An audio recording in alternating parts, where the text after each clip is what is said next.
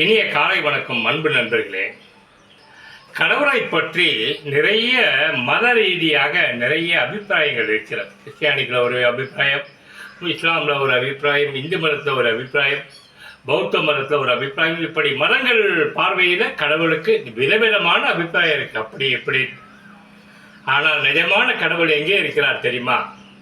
மனித உருவத்தில் இருக்கிறார்.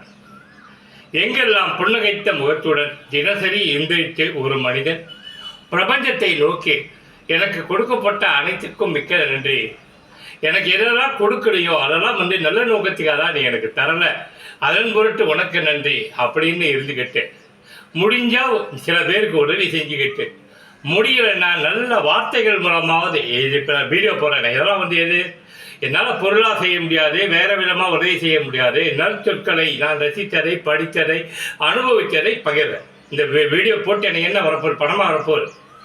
இப்படி ஒரு நல்ல விஷயங்களை அடுத்தவர்களுக்கு பகிர்ந்து யாருக்கும் தொந்தரவின்றி அன்பு என்ற உருவத்தோடு இருந்து உறவுகளே உன்னை வெறுத்தாலும் ஒதுங்கி நின்று பிரபஞ்சம் தருகின்ற அனைத்தையும் ஏற்றுக்கொண்டு முத்தமிட்டு சரணாகதி அடைந்து, சரணாகதிக்கு ஒரு உதாரணம் சொல்லட்டுங்களா?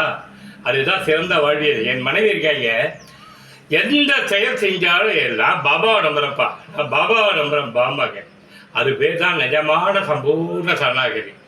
சக்ஸஸாக முடிஞ்சாலும் பாபாவை நம்புறேன், ஃபெயிலராக முடிஞ்சாலும் பாபாவை நம்புறேன்ட்டு சம்பூர்ண சரணாகதியோடு நான் பாபாவை நம்புங்கன்னு இந்த வீடியோவில் சொல்லலை. பிரபஞ்சத்தை நம்புங்கள், இயற்கையை நம்புங்கள், உங்கள் மனசாட்சியை நம்புங்க சார். நேர்மையாக இருக்க, உண்மையாக இருக்க, சத்தியமாக இருக்க, விசுவாசமாக இருக்க. இதையெல்லாம் உங்கள் வாழ்க்கையோட ஒழுக்கத்தை கடைப்பிடிச்சிருவாங்க. கடவுளே வேண்டா சார், ஏனென்றால் நீங்களே கடவுளாகலாம். மனிதன் என்பவன் தெய்வமாகலாம். நீங்கள் தான் அந்த தெய்வம். உங்கள்கிட்ட தான் தெய்வ சக்தி இருக்குது, இறை சக்தி இருக்குது. உங்கள் உள்ளே தான் அந்த இறை சக்தி ஒளிந்திருக்கிறதே. நாம் வெளியில் கொண்டு வரதில்லை. நம்மக்கிட்ட போட்டி, பொறாமை, ரிவெஞ்சு, அடுத்து பழிவாங்கிற குணம் மட்டும் இல்லை.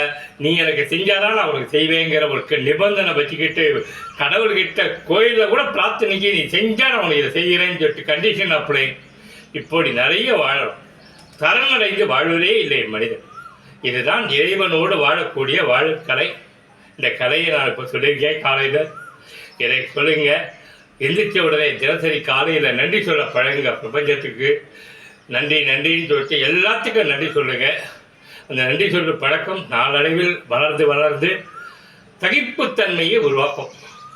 ஏதாவது வேலையே இல்லை, வருமானமே இல்லை, ரேஷன் அரிசி உணவு தான், எல்லா உறவுகளும் உங்களை நெருக்கடியாக்கி விட்டுச்சு, அனாதையாக இருக்கீங்கன்னா கூட உங்களை வாங்கிக்கொள்ள தாங்கிக்கொள்ள இந்த